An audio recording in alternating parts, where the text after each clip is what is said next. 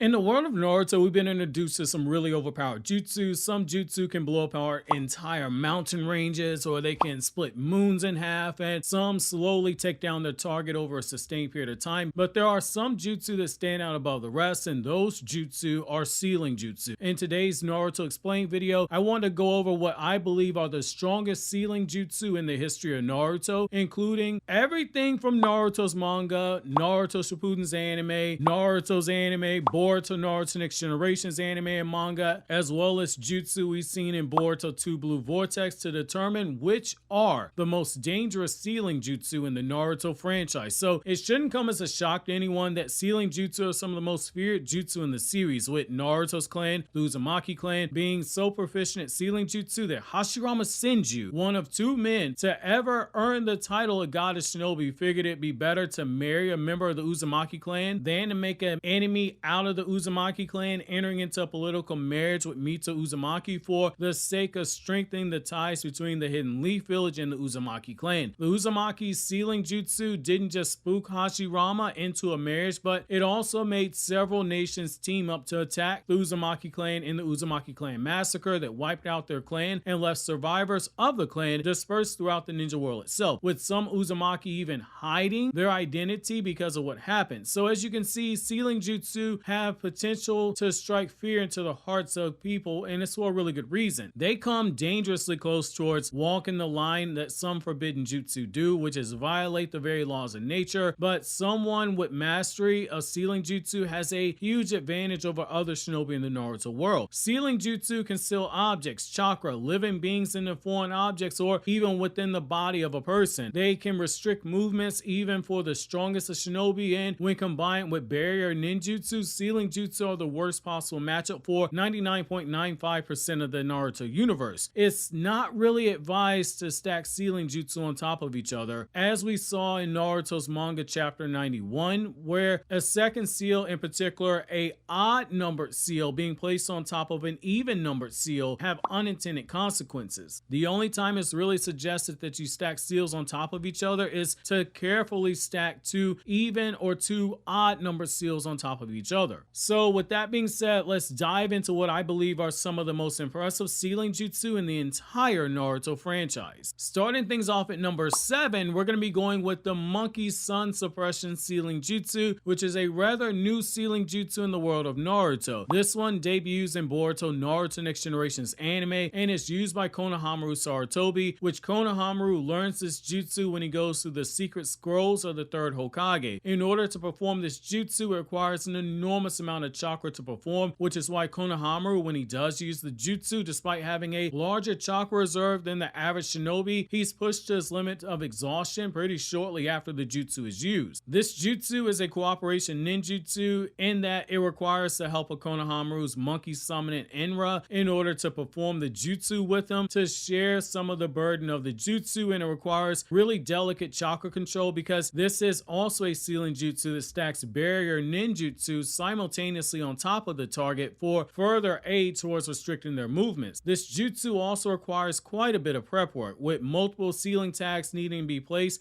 around the area to which you plan to restrict the target, and once it's been completed, the monkey summoning assists in making a giant chakra arm that takes on the form of a giant monkey arm that grabs onto the target and restricts their movement. In the hands of a much more capable shinobi with a much larger chakra pool, this jutsu would be rather dangerous in combat, but it's a last-ditch effort for Konohamaru and most shinobi because the jutsu pushes him to the brink of exhaustion shortly after using it. So in short, this is a high-risk, high-reward Ceiling Jutsu. If it works, then you're able to restrain even chakra spirits, but if the jutsu fails, then you're pushed very close to a point of absolute zero chakra, which in the Naruto world is the point at which your chakra levels drop so low that you die. Now at number 6, we're going to be going with one of the hidden jutsu of the Hyuga clan's main branch, which is the 8 Trigrams Grid Palm Jutsu. This jutsu is a perfect example of why hidden jutsu are kept mainly within the clan and aren't really taught to people to perform outside of the clan, because it's one that comes in handy in battle and can inflict a lot of damage in a short period of time on a target. The user has to perform the tiger, the ram, the ox, and the bird seals in order to perform this jutsu,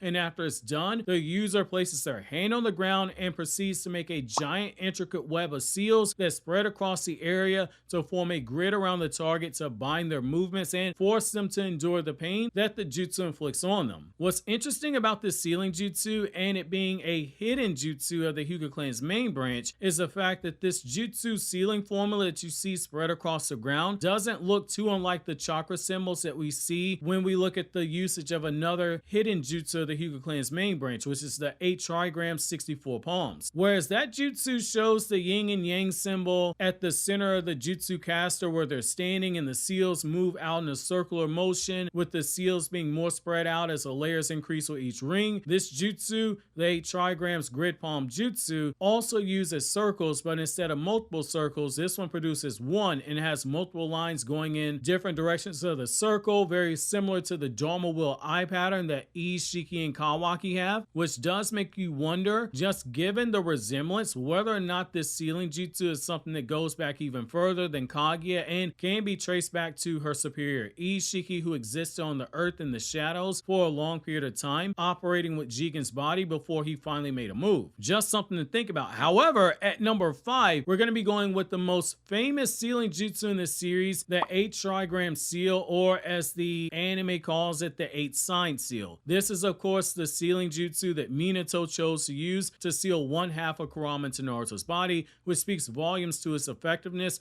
as a Ceiling Jutsu, since one half of Kurama's chakra is still a ton of chakra. More than 5 Biju combined, as we saw in the 4th Ninja War when Naruto by himself countered the collective Biju Dama of multiple tailed beasts when Naruto went into KCM 2. Traditionally, according to the first Naruto data book, this jutsu started out as a 4 trigram seal meant to seal away massive enemies or evil spirits into objects like scrolls or human bodies, but as the series saw enemies grow more powerful in universe, the idea to stack a second 4 trigram seal on top of a 4 trigram seal was created. Thus, we have the 8 trigram seal. The benefit to doing this allows the user to seal away much stronger targets, but by carefully placing 2 4 trigram seals on top of each other, it allows the chakra, the spirit or person that's being sealed, to merge with the chakra, the person that the spirit or person is being sealed inside of. It actually is quite smart on Minato's part to use this jutsu, since it gives a very slow release of chakra to Naruto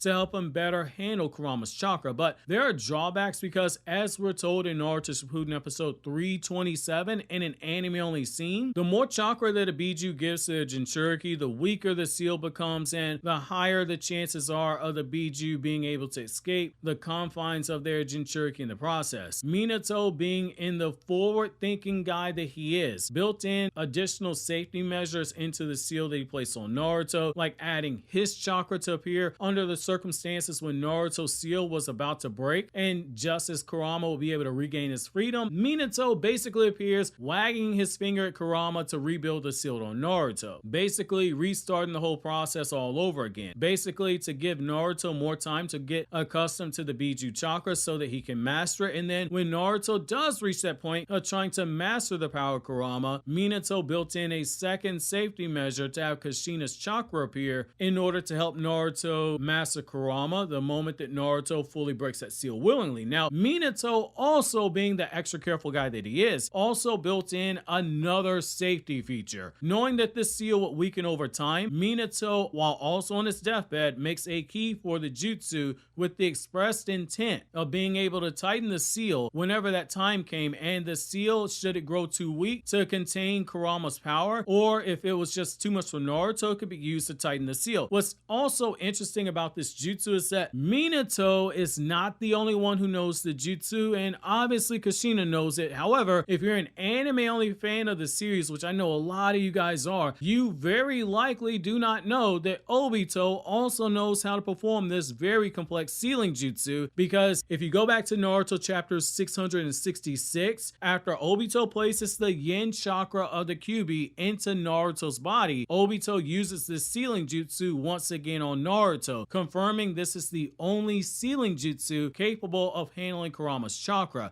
which makes sense given that this Ceiling Jutsu is a superior Ceiling Jutsu to the one that was used for Killer Bee. Now at number 4, we're going to be going with the Uzumaki clan's hidden jutsu, the Adamantine Ceiling Chains. These are the chains that we see Kushina Uzumaki and Karin Uzumaki use. Kushina obviously being taught to use these chains during her time in Konoha, during the time that Mitsu Uzumaki was alive in the village, and Karin Uzumaki basically pulled a Neji, and she was self-taught on how to use the hidden jutsu of her clan. What's most interesting about these chains is that we have new information about the chains that basically makes you look at these ceiling chains in a whole different fashion now. We learned in the Minato one-shot manga chapter that Masashi Kishimoto dropped in summer 2023 that each year that passes by, the strength of the ceiling chains grows exponentially, which shocked the Anbu who were guarding Kushina, which given Kushina is the only Uzumaki we've seen combine these ceiling chains with barrier ninjutsu, this might be something unique to Kushina and Kushina alone. The 4th Naruto databook backs up Kushina's statement in the Naruto manga that Kushina's chakra, even amongst the Uzumaki clan, is special compared to others, which is why she was able to produce these chains. These chains are made up entirely of her own chakra, and they shoot out from her torso with the intention to bind her target, though, as we see in the Minato one-shot, Kushina's skill with these chains isn't just shooting them out of her torso, but she can also shoot them out of her fingertips. The durability of these chains are completely off the charts, being shown on 3 separate occasions as being strong enough to easily restrain Kurama, despite Kurama being as strong as he is. In the Minato one-shot chapter, Kushina's chains are strong enough to almost fully bind Kurama, despite being the whole 9 tails and not half of the 9 tails like Naruto had for the majority of the series. While she could physically restrain him, her ceiling chains weren't yet on the level where she could suppress Kurama's chakra completely, which is why Kurama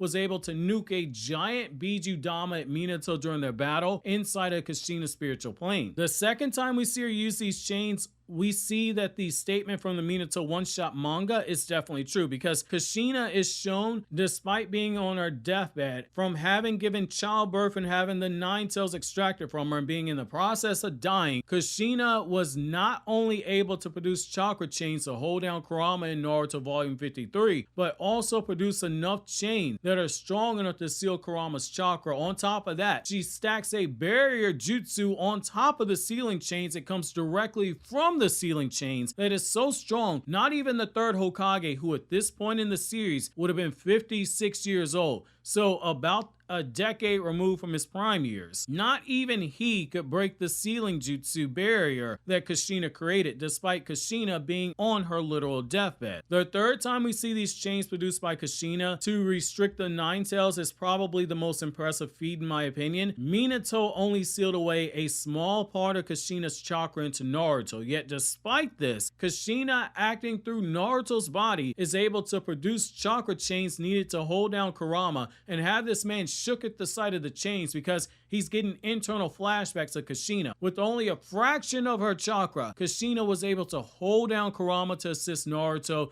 in defeating him, though again this was only 1/2 of Kurama at the time. However, that speaks volumes to how much Kushina's chakra, in particular her chakra chains, grew stronger in the 8 years between the Minato one-shot and when she died at the age of 24. What's even more interesting is that when we see Karin Uzumaki use these chains, we see that there are levels to the chains in the sense that Karin's chains, while newly awakened, were pretty strong when she awakened them, but the 4th Naruto databook makes it a point to state that Karin's chains are not produced on a level like the chains that Kushina Uzumaki uses, like Orochimaru hypothesized in the manga. The 4th databook calls it a glimpse of Kushina's chains, strongly implying that Kushina's chains were way more powerful, which makes sense. Even amongst the Uzumaki clan, Kushina's chakra stood out because of how special it was, and when you jump ahead 16 years into the Boruto era, in particular during the Jugo arc of the Boruto anime, Karin Uzumaki's chains don't appear to have gotten much stronger, even though she herself is in more control of the chains, being able to use them at will. So at number 3, we're going to be going with probably the most famous Ceiling Jutsu in the Naruto series, and likely your favorite Ceiling Jutsu, which is the Reaper Death Seal, which is going to be one of the 2 forbidden jutsu on this list, because on top of it being a Ceiling Jutsu that also violates the very laws of nature and causes harm to the user, thus making it a forbidden jutsu. This jutsu is one of the most powerful Ceiling Jutsu in the series, and it's one of the Ceiling Jutsu that the Uzumaki clan possessed that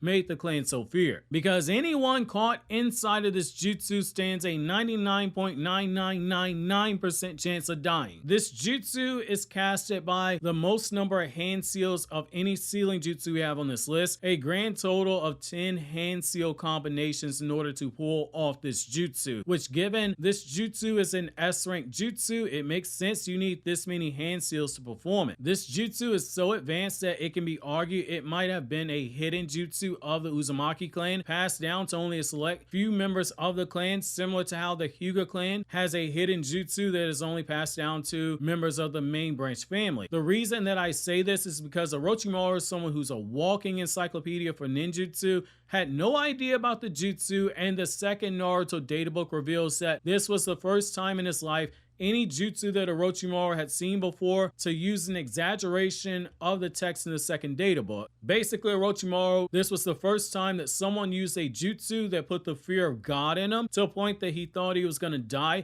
And considering Orochimaru lived through 3 ninja wars, fighting in 2 of the ninja wars, and had researched hundreds of forbidden jutsu, that's really telling that this is what spooks Orochimaru. The jutsu itself is pretty straightforward. After 10 hand seals are performed, the soul of the user is split off from their body and floats behind them. Only the jutsu caster can see the Reaper Death God that is hovering behind them in their soul. The Reaper Death God then wraps prayer beads around his arm to produce a curse seal, and then they shove their arm through the body of the caster, and it penetrates their target to push their guts in and grab hold of their soul and slowly begin pulling out inch by inch. The distance doesn't really matter. We see the third Hokage, likely due to his old age, being required to get up close and personal with Orochimaru when he performs his jutsu on Orochimaru and the first and second Hokage, but when Minato performs the jutsu on the Nine Tails to seal the yin half of Kurama into himself, Minato is a considerable amount of distance away from Kurama. At this point, now that their souls are touching due to the arm of the Reaper being deep inside of them, the target of the jutsu is now able to see the Reaper Death God and look deep into their eyes while the Reaper continues to penetrate them down to their literal soul. While this is occurring, the target is unable to perform any type of ninjutsu, any jutsu they're using, it's immediately dispelled, and in most cases the target is unable to resist having their souls being ripped out, but due to the third Hokage being such in a weakened state, he wasn't able to fully extract Orochimaru's soul, and Orochimaru was able to resist,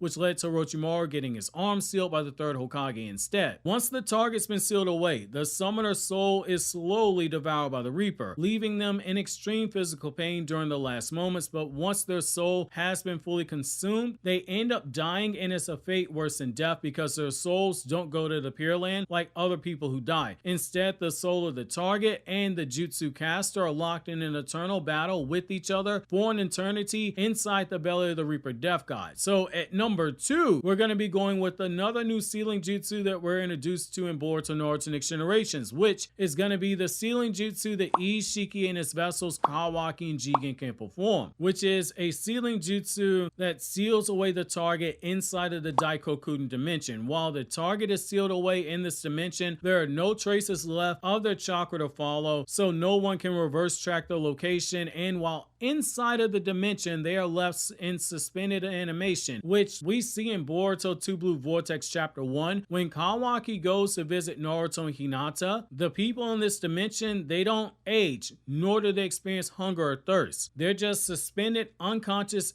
in a place where time itself stops for everyone except for the jutsu caster, who can freely enter the dimension and move through it. Whereas Kawaki kept Naruto and Hinata sealed away there so he can freely go about his plan to kill Boruto. Jigen kept fresh food stored away in this dimension, and Ishiki, being the man of culture that he is, he keeps a whole wine chamber in there to summon wine whenever he gets a thirst for wine while he's whooping Naruto and Sasuke's ass. Finally, at number 1, we're going to be going with the 9 Phantom Dragon Ceiling Jutsu, and it's only right that number 1's most dangerous / overpowered Ceiling Jutsu be one that comes from a member of the Uzumaki clan. While this isn't a jutsu the Uzumaki clan themselves created, it was performed by Nagato specifically because he had the Rinnegan and access to the outer path, and it's absolutely busted. This jutsu shoots out massive chakra dragons that can be used to insane levels. When Nagato used it against Hanzo's men, after Yaiko was killed and Nagato went into his rage mode, it killed everyone instantly on impact when it connected with them,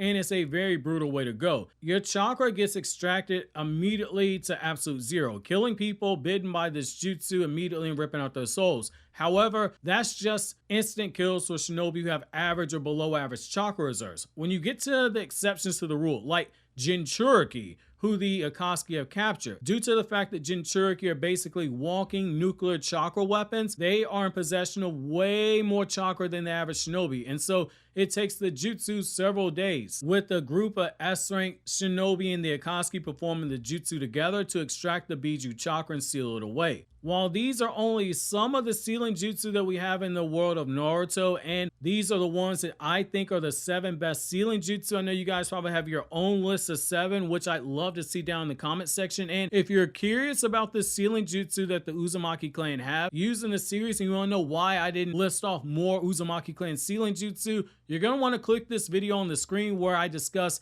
every Uzumaki Ceiling clan Jutsu.